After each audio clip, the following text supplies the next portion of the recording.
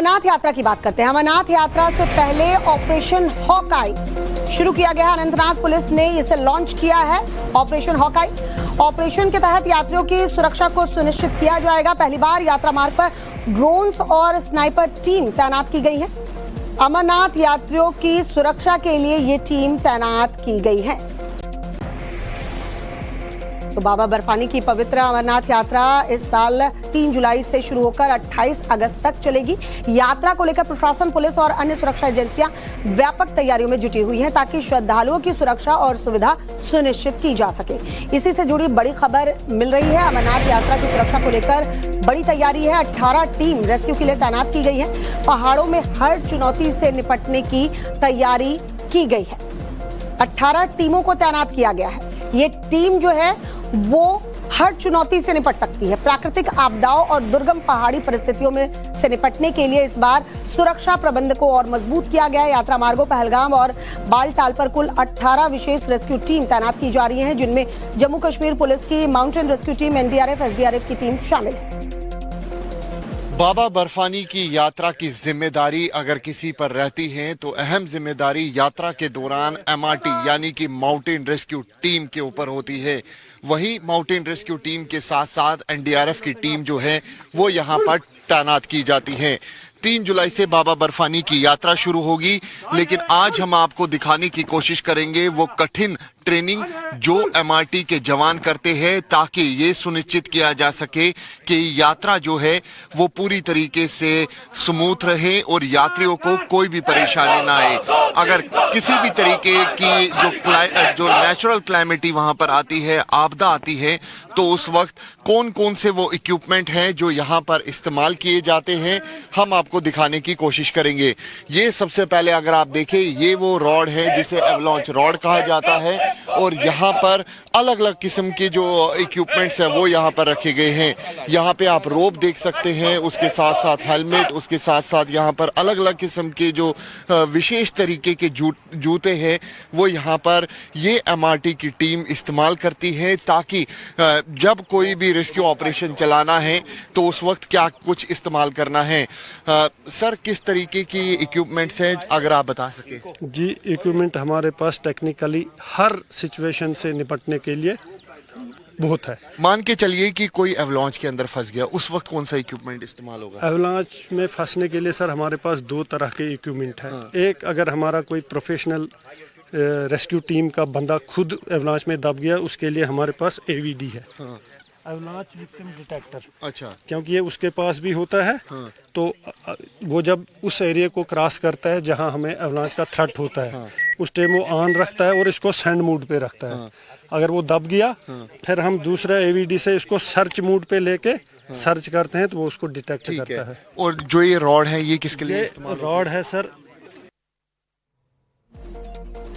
Mountain rescue team यानी MRT, जिस अमरनाथ यात्रियों के लिए सुरक्षा कवच माना जाता है। दुर्गम पहाड़ों में फंसे श्रद्धालुओं को सुरक्षित निकालने और आपात स्थिति में तत्काल राहत पहुंचाने में अहम भूमिका निभाती है। इस बार एमआरटी कैसे तैयारी कर रही है, देखिए सर।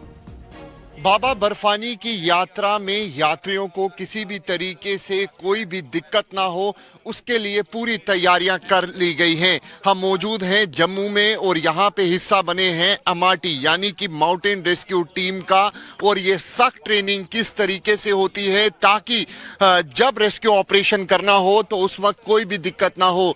ये तस्वीरों में यहाँ पे देख सकते हैं कि एक सिचुएशन बनाई गई है कि पूरी तरीके से जो रास्ता है वो टूट चुका है। अब इस माउंटेन रेस्क्यू टीम का जवान देखिए कि खड़ी पहाड़ी पर किस तरीके से ऊपर की तरफ चढ़ रहा है ताकि पूरा रेस्क्यू ऑपरेशन और वहां पर बेस जो है वो यहां पर बनाया जा सके। और उसके बाद जैसे ही बेस बनाया जाएगा, धीरे धीरे करके एक एक जवान जो है वो ऊपर की तरफ जाएंगे। ऊपर जो है वो यहां पर बेस बनाया गया है ताकि अब जो रेस्क्यू ऑपरेशन है वो पूरा किया जा सके। हमारे साथ ताहिर साहब मौजूद है जो इसके उस्ताद हैं, इंस्ट्रक्टर हैं, यहाँ पे जो सिखाते हैं जवानों को। साहब, बेस बन चुका है, अब क्या होगा? जी, ये जो ट्रेनिंग हम दे रहे हैं, श्री अमरनाथ जी यात्रा आने वाली है, उसके खुसूसन उसी के लिए खास कर ये जो हमने 6 महीने से यहाँ तैयारियाँ कर रहे हैं। इसमें हमने एनडीआरएफ, जे&के पुलिस, एसडीआरएफ और वॉलंटियर्स को भी ट्रेनिंग दी है बहुत सारे। तो यहाँ पे हमने स्टार्टिंग में ये देखना है कि किसी पहाड़ी इलाके में किस तरह की सिचुएशन में हम जो है श्रद्धालु की मदद कर सकते हैं। और अगर किसी खाई में चला जाता है, किसी ऐसा सिचुएशन आ जाता है कि हमें वहाँ जान बचानी है लोगों की, तो उस तरह की हम जो है जवानों को ट्रेनिंग दे रहे हैं। जवान नीचे उतर देख रहे हैं तो ये सबसे पहले फ्री क्लाइंबिंग की ट्रेनिंग देते हैं, नीचे से ऊपर की तरफ कैसे चढ़ना है किसी पहाड़ में, और ऊपर से नीचे कैसे आना है।